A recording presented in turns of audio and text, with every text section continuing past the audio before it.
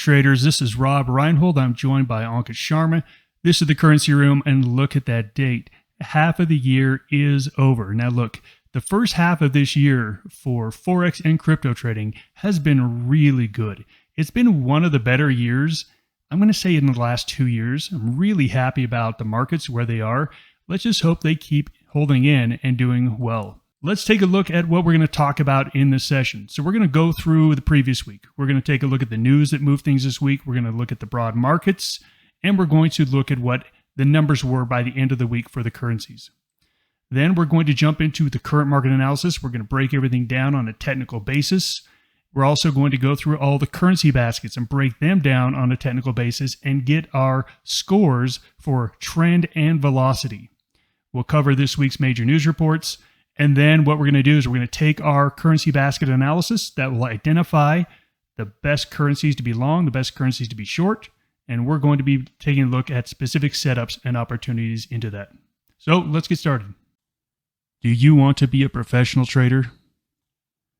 Maverick Currencies is the oldest US-based Forex and crypto prop trading company that will pay you for trading with our capital. Trade our capital and keep 70 to 80% of the profits. We are looking for traders just like you that are hardworking and motivated. Click the apply link on the top right of this video to see if you have what it takes. That link takes you to a 4-minute video that explains the trader position available, and you read a list of FAQs that answer pretty much all the basic questions you have at this point. After watching the video and reading the FAQs, if you're interested, fill out an application, then you'll watch the full-length recruiting video and then schedule an interview with one of our traders. Are you our next trader? So last week, we had the equities broke out higher. We have the S&P at a yearly high and the best quarterly gain since October 2021. We've had a really big move. And again, the NASDAQ has been the superstar, but everything else is starting to catch up. And that's what we said. We said, look, the NASDAQ can't go up forever. Either the NASDAQ is too high and has got to come down, or everything else has to catch up to the NASDAQ, and that's exactly what has happened. We did hear from some central banks this week, and we heard from their chairmen, and they were all basically hawkish. We heard from Governor Bailey, we heard from Powell, but then we heard from Governor Ueda from Bank of Japan, who was saying, no, we're going to keep these things lower for longer. So 7 central banks are all raising, and 1 is still keeping them low. And wow, another great week in crypto. Everything just kept going higher. We saw a nice breakout in the crypto basket. So let's cover the news that we saw this week. We did get Canadian CPI was a little bit less than expected. This is the theme we're seeing. We're seeing inflation numbers come out a little bit less than expected, but we're still seeing central banks raise rates because the economies are still doing so well. We got lower than expected CPI out of Australia as well. That is kind of the theme, lower than expected numbers. And then on Thursday, we got better than expected final GDP out of the US and better unemployment claims. And look at that number on Friday. The Canadian GDP actually fell. Expected to be 0.2 is actually at a 0. And of course, the big news of the week, the core PCE price index came in line as expected, which was a very nice bullish move for the markets. So here's the theme. Inflation's getting better. Economies are getting stronger. Central banks are reacting to it. The equity markets like that quite a bit. They're quite happy, which is why we've seen such bullishness in equities. So let's go in and take a look at the numbers. When we take a look at what happened this week, you can't ignore the crypto news. I mean, take a look at that. We had a big jump last week. We had another big jump this week. And Bitcoin Cash, Ankit, what did you tell me Bitcoin Cash is up over the past couple of weeks? I think last time I checked, since June 21st, it's actually up about 200%. So crazy move. And I've been talking to our cryptocurrency traders and the guys that typically know more about crypto than I do. And they're just as confused as I am. Really, there's no news we've seen. There's some speculation. There's some things, but there's nothing concrete that says this is why Bitcoin Cash has been up so much. It's just basically volume. And again, this is how trading works. When something starts to pick up momentum, more people jump on that momentum, which pushes it higher and higher. and then you get these big runs. So we'll take a look at cryptos and the crypto basket, but you can see equity markets plus 2%. That's a really solid week. Gold was basically flat. Oil crept up a bit, but look, oil's been trapped about $70. So no big change there in oil. Let's take a look at this S&P chart. Here we have the S&P chart. We talked about how we had this parabolic move off of this high base. So we had this parabolic move. Said, okay, we probably are due for a pullback. And sure enough, we got this pullback. We were talking about, hey, look, in equities, you have to buy this pullback when we get the signal. We got this signal on Tuesday. Tuesday was the confirmation candle. And you can see we've had 3 bullish days since then with a nice gap up due to that core PCE price index on Friday. Everything here is screaming bull market. This is a bull market trend. We have moving averages that are both sloping higher. We have stock market above its 20 and 50-day moving average. This is about as bullish as you can get in stocks. Yes, I know it's going to end sometime. I've had bears that say it's going to end 3 weeks ago. It hasn't. Once it ends, it will end. Until then, this is a risk-on environment in equities. We take a look at the currency market. This week we had the European currencies do the best. I like the euro. That was actually one of my favorite trades. The CAD was my favorite trade. And you can see the CAD disappointed, and most of that came on Friday with that disappointing GDP number. My second favorite trade was the euro, and the euro was the best performing currency. We liked the yen short the best, and yen continues to drop. Now look, these are fairly muted numbers. This week in Forex wasn't as great as last week in Forex. We saw better moves last week in Forex. One thing to point out, and I pointed this out last week, typically in +3 super bullish markets, Aussie, Kiwi, and CAD are the best performers. We pointed out last week, hey, they're not performing. You can't chase them here thinking they're going to run up. They're broken at the moment. So we continue to be more short than long on both Aussie and Kiwi. Anka, do you see that changing anytime soon? Absolutely not. I mean, the way I've actually highlighted this earlier this week is that the correlations are just not there. A lot of the Forex currency movements have been based on the economic factors or the central banks and how hawkish they are. I think that's what's really driving the movements rather than the risk on and the risk off sentiment.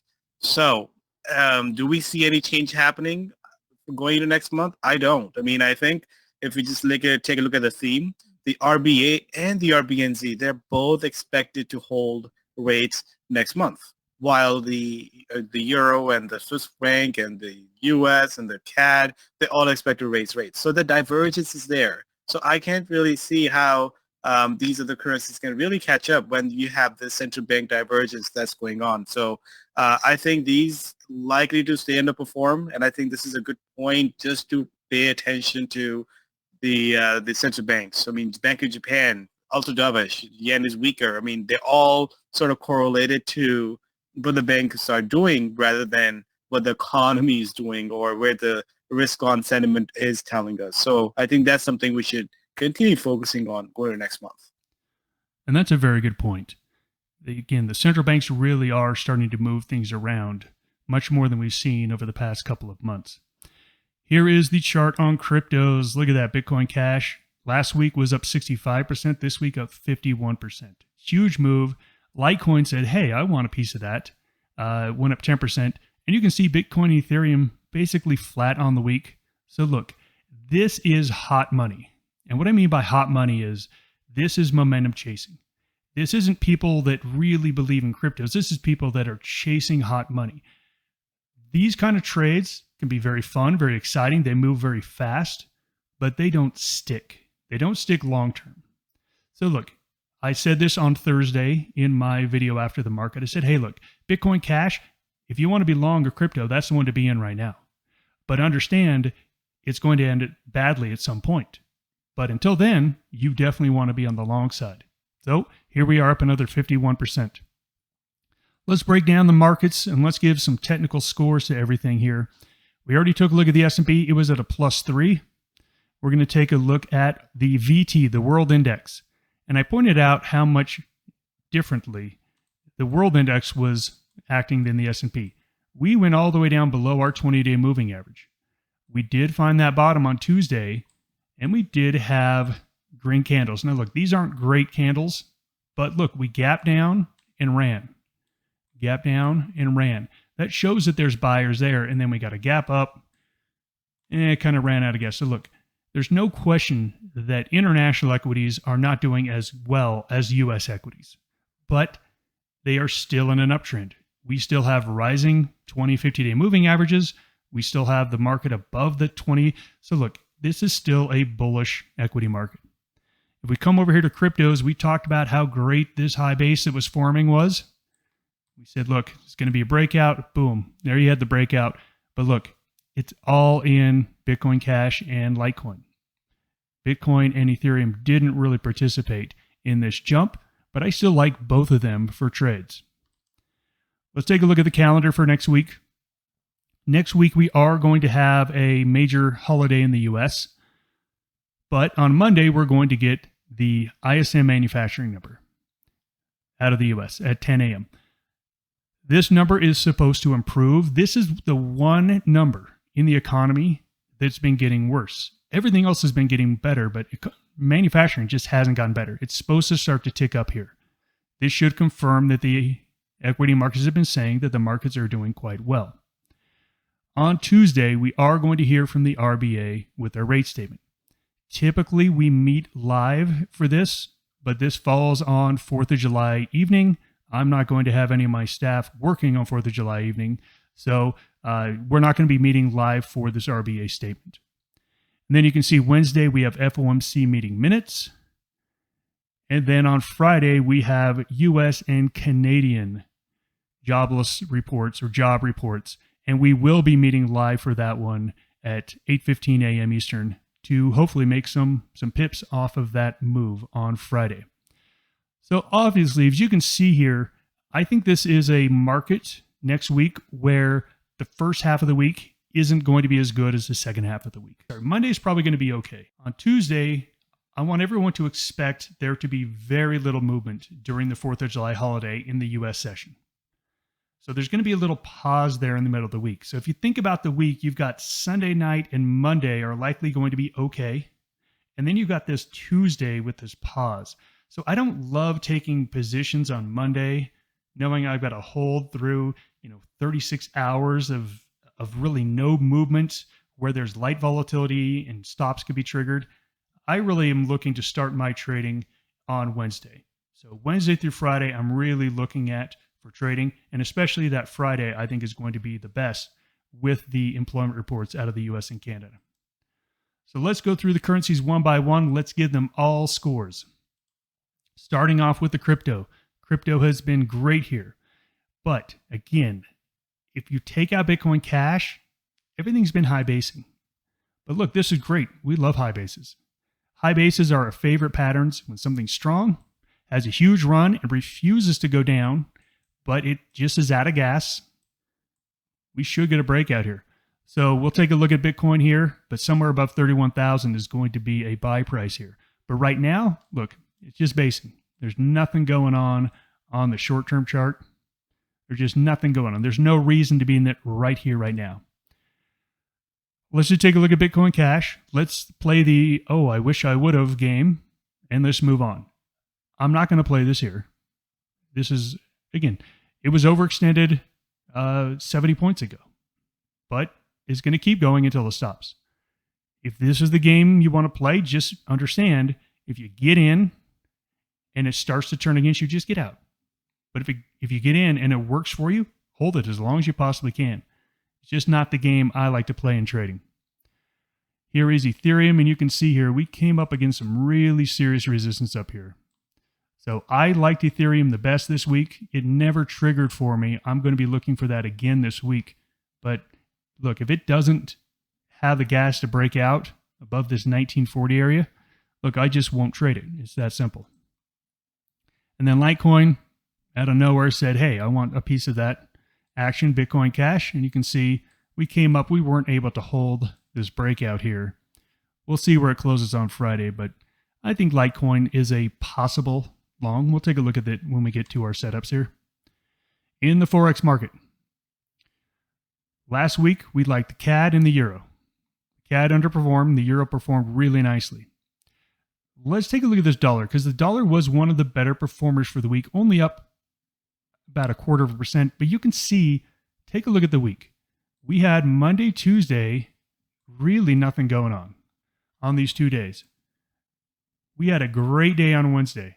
Wednesday was good, had a little bit of follow through on Thursday, and then Friday we had a pretty good reverse. Friday was actually a good trading day to be short dollar off of that PCE news.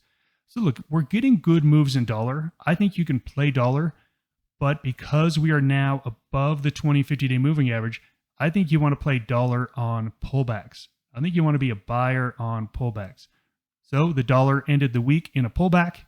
I want to see it pull back. I could easily take a look at a dollar long as I'm looking at trades, again, Wednesday through Friday. Okay, Rob, I just want to highlight the dollar chart as you look back at it. I just want to highlight that how this chart is a two-way chart, which means that you can have opportunities in both the upside and the downside. First part of the week, we had the dollar doing really well, and here we are on a Friday, dollar giving up gains. So, dollar is one of those pairings that I do like on both sides. And as we go into next week, there's so much of data that is going to move the dollar one way or the other. And I think that's the highlight here, is that the way we want to play the dollar is we want to play it, be open to both sides, see wherever the relative strength or weakness is, and kind of use that, because this is not a strong trending currency comparing to the yen or other currencies. This is not holding up as well, but they also reverse very quickly as well. So I just want to highlight that as we go next week, this is very data dependent. The movement is very data dependent. So just look to strike whichever way is moving. Perfect. Right, let's take a look at the yen. We liked the yen short last week. And look, it had been really terrible. Then we based, and then we fell. This is a really good base. This is a really solid base. There is no reason to not like yen short here. I understand people say, but Rob, it's gone so far already. Look, I get it. I agree. At any point, we could get a rally in yen. And look, that might cause you to take a loss if you are in a short yen position. But all of those reasons held a week ago, 2 weeks ago, 3 weeks ago. It kept people out of being short yen. I've been in some short yen trades, and they've all done great. They've all done fantastic. So look, yes, it's overextended. Yes, it could bounce at any time. But the trend is clear here. This is a very, very clear trend, and we got a low base that's ready to break down. If it breaks down, I want in. If it bounces, oh my gosh, I would love to see the yen bounce Sunday, Monday, Tuesday. I would be licking my chops for a short on Wednesday, Thursday, or Friday. So I think yen continues to be the best short out there in the Forex market. Here we have Swiss franc. Swiss franc is right up to a key level. I talked about this on Thursday. I need the Swiss franc to show me it's got the gas to break out and run. Next week, it might be the week, but until that, I am not going to be looking at Swiss franc trades. Euro has shown me that it's got the gas. Euro's broke out, base here, ran. We're getting a pullback here. Same thing here. I would love to see this pull back a little further on Sunday, Monday, Tuesday, and then on Wednesday have a reversal. This would be one of my favorite trades for the week here if that happens. So I'm looking at Euro on the long side. We come to the pound. The pound has been really strong, but has been taking a break lately. I talked about this on Thursday. This is going to be a tough trade because look at these upper wicks. There's been a few fake outs. I know we had a couple traders get long pound on some of these fake breakouts, and it just sunk back down.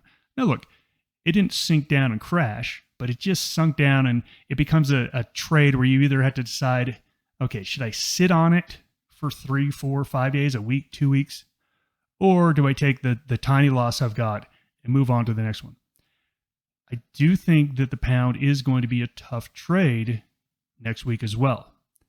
However, I do expect that somewhere over the next week or two, the pound is going to have a very good, clean breakout to the upside, but I think we could have a few more little fake outs before which means if you're going to trade pound, I think you have to have a longer time horizon. I think you have to be taking a look at least a 5-day trade, maybe a 2-week trade, in order to, make sure you're not getting triggered on these fake outs and then sit in a trade for 3 or 4 days before it finally runs. Anka, what do you think? Do you think we get the breakout in pound this week, or do you think it might be a little bit longer down the road? I think I think in my opinion is a little bit on the sideways here. I've talked about it how the pound is sitting at a very key resistance that has dated back to 2018. So in the next month, do I have a catalyst that can really break things out? And I think that's what we need. We need a catalyst for this. But at the same time, I'm not interested in shorting this either. So I'm really focusing on other currencies that I think could be a better player than the pound in the next week or so. So I'm focusing on other currencies that are actually moving, which includes the dollar, the CAD, or even the European currencies like the euro, even the Swiss franc. I think that there are better movements there than we're looking at it in the British pound. So I'm not uninterested right now until I get a confirmed breakout above that key resistance. I think at that point, I will be a lot more bullish on British pound. Totally agree.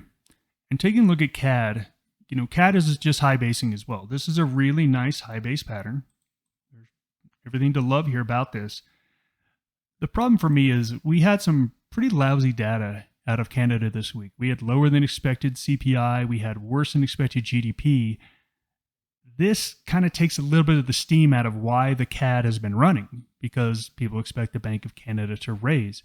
Now, look, they're probably still going to raise next meeting, but all of a sudden, the economic numbers in Canada are coming down. Okay, does that change your view of where the Canadian dollar is likely to go? Yeah, so there's one thing that I'm really keeping a close eye on is what the futures are pricing in for further rate hikes. I think that's really a key thing here, because if the expectation is moving lower off of data, then I need to see those numbers come down as well. And I must say that if I take a look at the numbers for Bank of Canada to raise rates, both, they're up about 50% for a rate hike next month. So the expectation is still there. Same thing for the U.S. The expectation for a rate hike in the next coming month is at 86%. So we can get some bad data here and there that pulls it down, but it seems like the gravity is to the upside where you just keep pulling it back up. So this is where I think everything comes down to the messaging from the central banks and which way they're likely to move, and that's where the currency is kind of holding up. I think that's where if we continue to see hawkish comments from Bank of Canada, regardless of what the data is coming out, I think these dips can be easily bought out. And I think that's one of the reasons why we haven't really seen a significant drop in the CAD. And I think this is a case with a lot of currencies, except the US dollar, which has been a lot more fluctuating back and forth.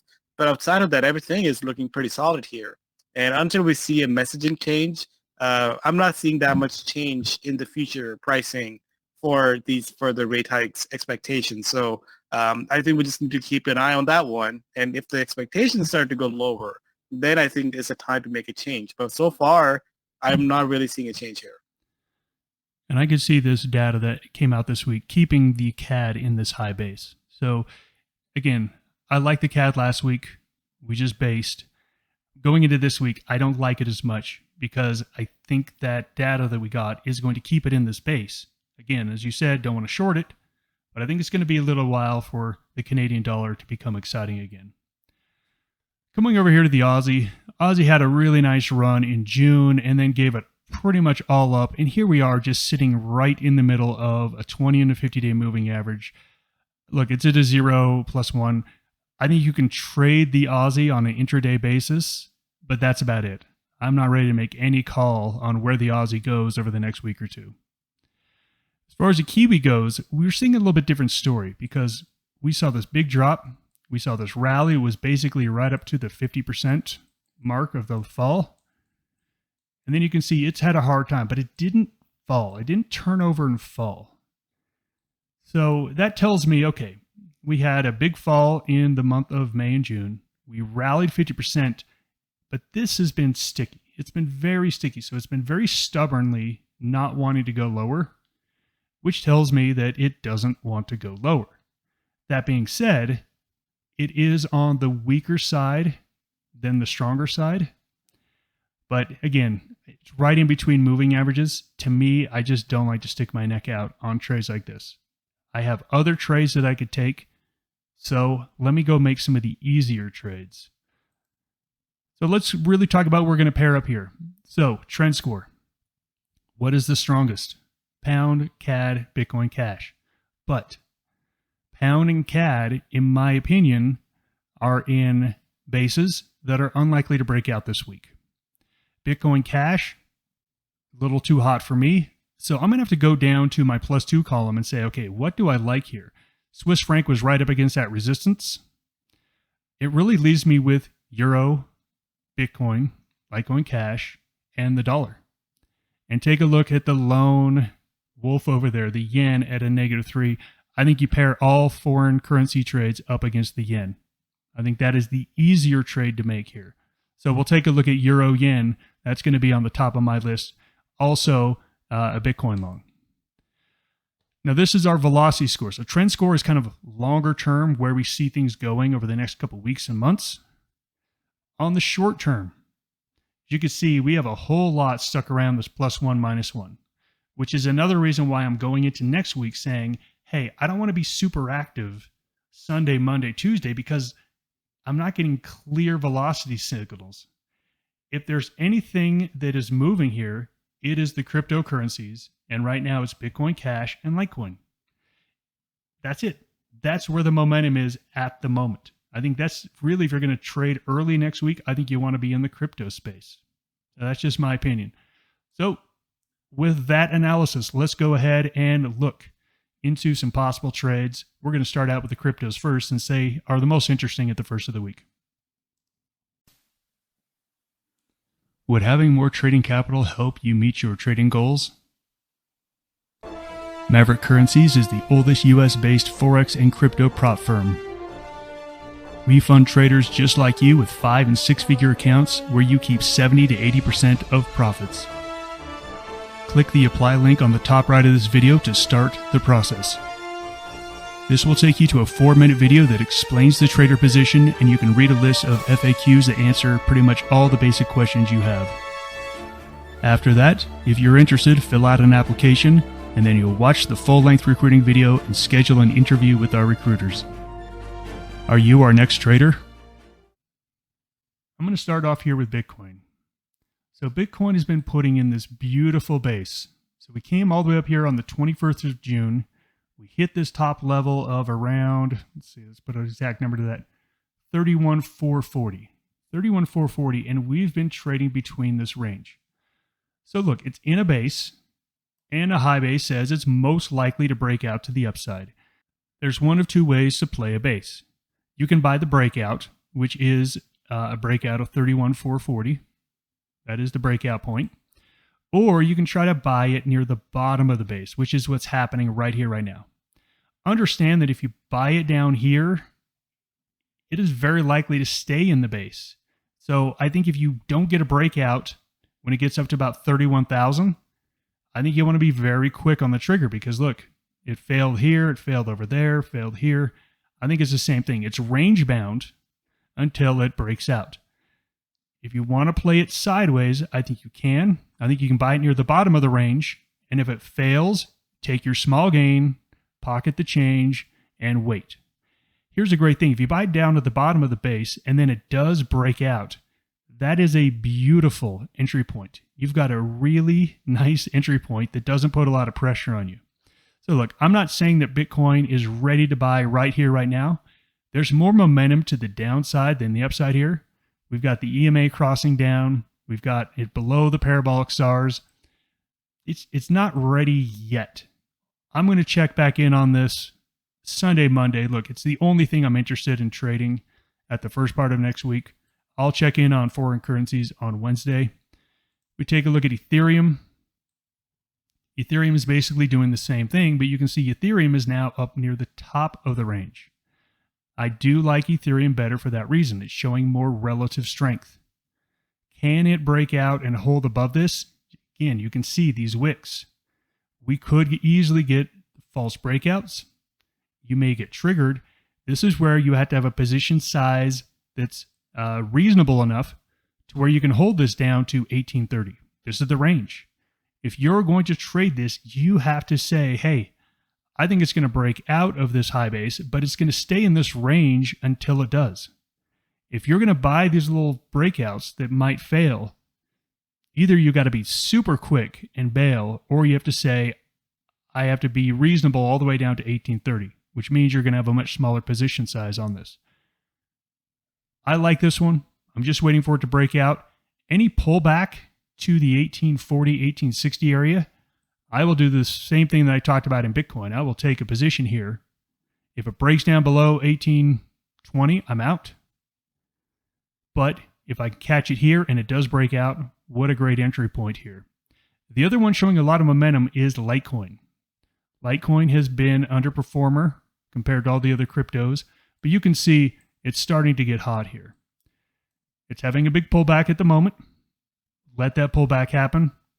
See if you can get a nice turn on that. I think Litecoin could easily catch up with Bitcoin Cash. It seems like, again, this is the hot money. These are smaller coins with smaller overall size, so they're going to move faster when a lot of people pile into them. And that's exactly what's happening. Is you've got this herd mentality that just saw Bitcoin Cash, and now they're seeing Litecoin move. They're saying, oh, it's going to be the next Bitcoin Cash. Let's jump into this one. And that's why you get these runs.